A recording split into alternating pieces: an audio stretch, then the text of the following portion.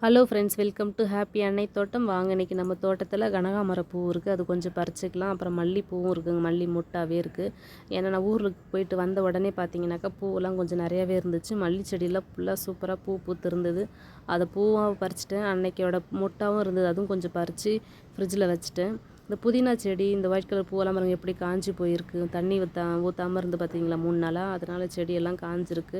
இந்த குரோ பேக்லாம் பார்த்தீங்கன்னாக்கா நான் இந்த கொய்யா இலையை தாங்க உருவி போட்டு மூடி வச்சுட்டு போனேன். ஏன்னா வெயிலுக்கு தாங்காது, நம்ம போயிட்டு வரத்துக்குள்ள செடியெல்லாம் காஞ்சி போய்டுன்னு சொல்லிட்டு. ஆனால் அந்த கொய்யா இலைலாம் இப்படி காஞ்சி போயிருக்கு பாருங்கள். ஏன்னா நான் பச்சை இலையை தான் மரத்துலேருந்து அப்படியே உருவி போட்டு விட்டு வந்தேன். மல்லி பாருங்கள், மொட்டு சூப்பராக இருக்குது. பூ வந்து செடி ஃபுல்லாக பூக்கலை, கொஞ்சம் கொஞ்சமாக தாங்க வைக்கிது மல்லி, என்னன்னு தெரியல. எப்போதுமே நான் இப்போ தான் வச்சுறேன், 1 வருஷம் ஆகுது இந்த செடியெல்லாம். அதுக்கு எருவு உரம்லாம் கூட நான் போட்டுட்டு தாங்க இருக்கேன். அதனால் மல்லி வந்து இப்போதைக்கு கொஞ்சம் பரவாயில்ல. 2 நாள் பூ சேர்த்து வச்சு கொஞ்சம் கட்டினா தாங்க நிறையா வருது. இல்லைனாக்கா கொஞ்சம் பூ தான் வரும். ஒரு 10 பூ தான் பூக்கிற மாதிரி இருக்குது மல்லியில். மல்லிப்பூ வந்து நல்ல பெரிய பெரிய பூவுங்க மல்லி. நான் வந்து ஃபஸ்ட் நாள் வந்து பார்த்தா நல்ல பெருசு பெருசாக இருந்தது மொட்டு. இப்போ வந்து பூத்தது வந்து பார்த்திங்கன்னா கொஞ்சம் சின்ன சைஸாக தான் இருக்குது. இன்னொரு செடியில் இருக்குது, அந்த செடியில் பார்த்திங்கன்னா பெரிய பெரிய மல்லி. அதுவும்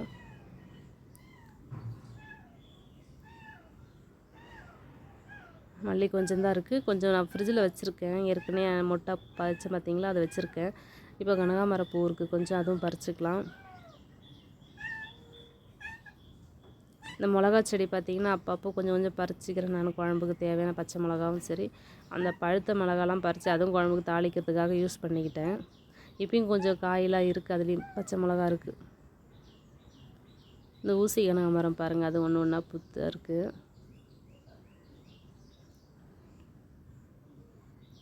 இந்த பூ இவ்வளோ டார்க்காக இருக்குது பார்த்திங்களா, ஆரஞ்சு கலரில். செடி வந்து நிறையா இல்லை, மழை வந்ததுக்கப்புறம் தான் செடியெல்லாம் பதியம் போட்டு விடணும். இப்போ இருக்கிறது வரைக்கும் கொஞ்சம் பரவாயில்ல பூ, இதுவே நமக்கு நிறையா தான் இருக்குது.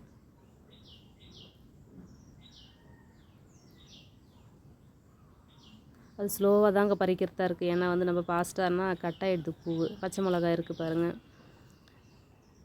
பழுத்த மிளகா 1 2 இருக்குது, அதுவும் பறித்து எடுத்துக்குவேன். இந்த செடியில் தாங்க மல்லி பெருசு பெருசாக இருக்குன்னு சொன்னேன் பார்த்திங்களா, அது.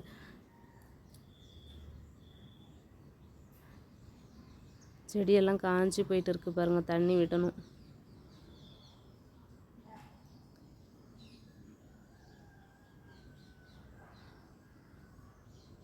இப்போ எவ்வளோ பூ பார்த்திங்கன்னா, மல்லி வந்து ஏற்கனவே முன்னாடி நாள் பறித்து வச்சு பார்த்திங்களா, அந்த பூ, அந்த பெரிய பெரிய மல்லி இருக்குது பார்த்திங்களா, அது வந்து இன்னொரு செடியில் பறிச்சது. இது 2 சேர்த்து கட்டி வச்சதாங்க கொஞ்சம் பூ எக்ஸ்ட்ரா நமக்கு நல்லா வரும் தலையில் வைக்கிற மாதிரி. இது மல்லிப்பூவும் கனகாமரப்பூவும் பறிச்சாச்சு. கட்டிட்டு எவ்வளோ இருக்குன்னு சொல்லி பார்க்கலாமா? கட்டியாச்சு இப்போது மல்லி. இப்போ கட்டினதுக்கு அப்புறம் பாருங்கள் எவ்வளோ குண்டு மல்லி சூப்பராக இருக்குது பாருங்கள், அந்த செடியில் உள்ள பூவெலாம். செடியிலே பூத்துதுங்கன்னா நல்லா ரோஸ், பட்டன் ரோஸ் மாதிரி இருக்குங்க, நல்லா பெரிய சைஸாக. அவ்வளோதாங்க. உங்களுக்கு பிடிச்சிருந்தா லைக் பண்ணுங்கள், மறக்காமல் சேனலை சப்ஸ்கிரைப் பண்ணுங்கள்.